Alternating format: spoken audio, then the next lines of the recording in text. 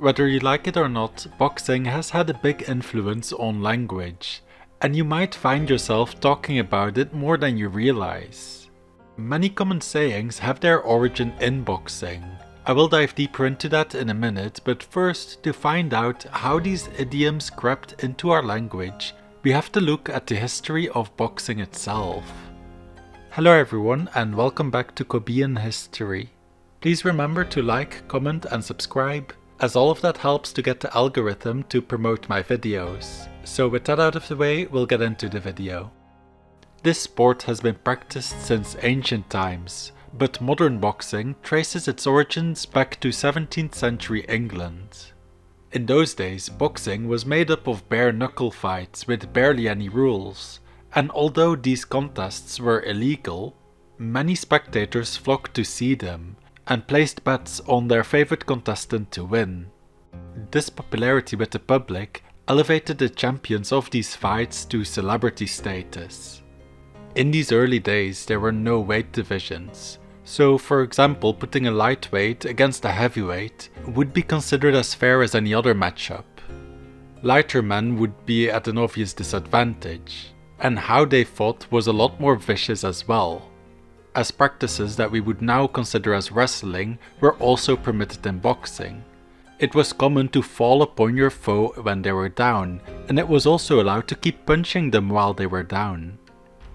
Matches back then were already divided into separate rounds, but there wasn't necessarily a limit to the amount of rounds they had, as fights would usually go on until one of the participants could no longer continue. The first version of a set of rules was implemented in the year 1743. These were devised up by Jack Broughton, who was himself a fighter, and sought to implement more regulations as one of his opponents had died as a result of their fight. Wrestling moves were still permitted, but he brought in the rule that you shouldn't hit below the waist, and hitting someone while they were down was also no longer allowed.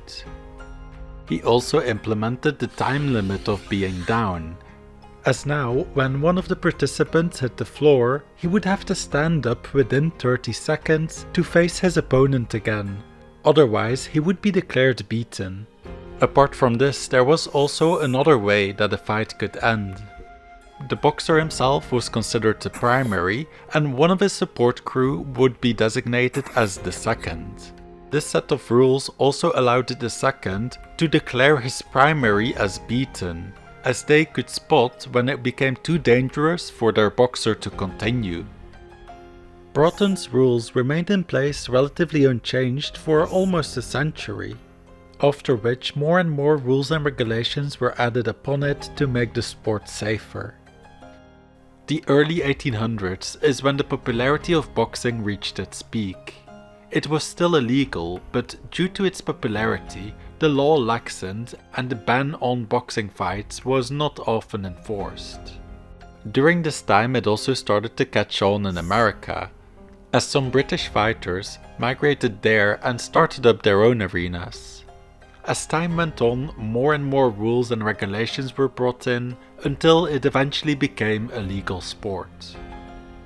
Many common sayings that we still use today originated within the boxing ring during the 1800s. The term bare-knuckle comes from this time before rules and regulations. Bare-knuckle fighting was often aggressive, ruthless and without reservations, and this term can also be used in a figurative sense. A bare-knuckle approach to something indicates a disregard for rules or niceties. When the regulation of wearing boxing gloves came in, the saying "the gloves come off" also started appearing.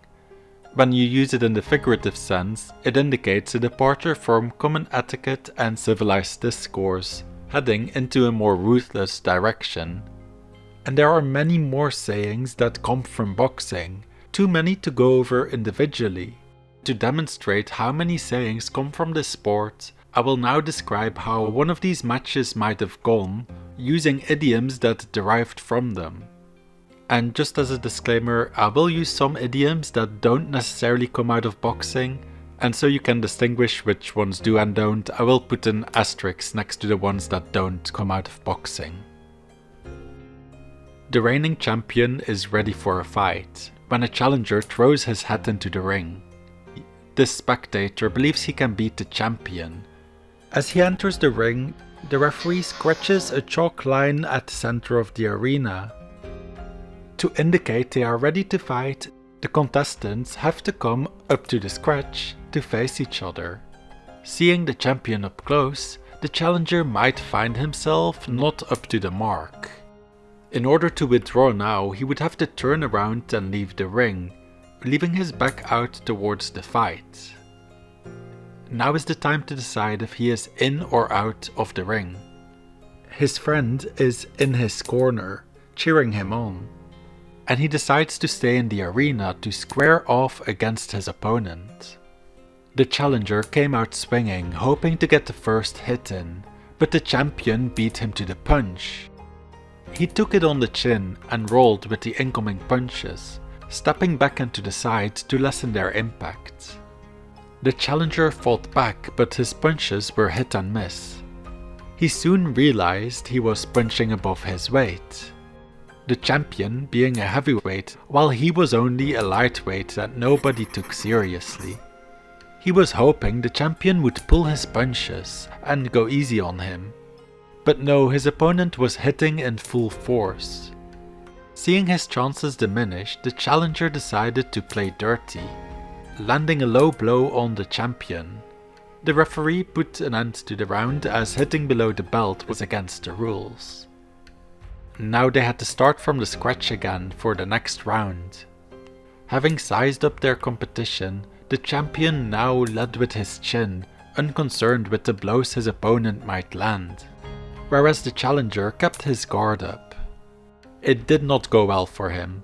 The champion waited until he dropped his guard, and then the heavy hitter went in for a 1-2 punch. Exhausted, the challenger was on the ropes as his opponent approached to give the final blow. But at the last moment, he was saved by the bell. The next round will be the last, and as the challenger was wiping the sweat and blood off his face, he considered throwing in the towel, but instead decided to keep his chin up and continue. As the round started, he was feeling weak in the knees, but determined, he went down swinging as his legs gave way. Punching up, he got in a lucky hit before collapsing. Enraged, the champion kicked him while he was down, but the referee didn't seem to notice as he started his countdown, and when the man remained down, he proclaimed him out, with the reigning champion as the winner. The challenger did not even realize the match was over, as he was knocked out for the count. That's it for the story, but just a bit of clarification on throwing in the towel. Usually it's not actually the boxer that would throw in the towel. It was more common for one of the members of their support team to throw in the towel on their behalf. They would do this during a round while the boxer was still fighting, making an executive decision on their part to end the match if they felt like it was getting too dangerous for the boxer. This could also be done using a sponge, as both towels and sponges were used to mop up the sweat and blood, but throwing in the sponge didn't seem to be an expression that has caught on. If you feel like I've missed any idioms, please leave them in the comments below and subscribe to my channel. I'd like to thank my patrons for their support, especially my $25 patron G. David.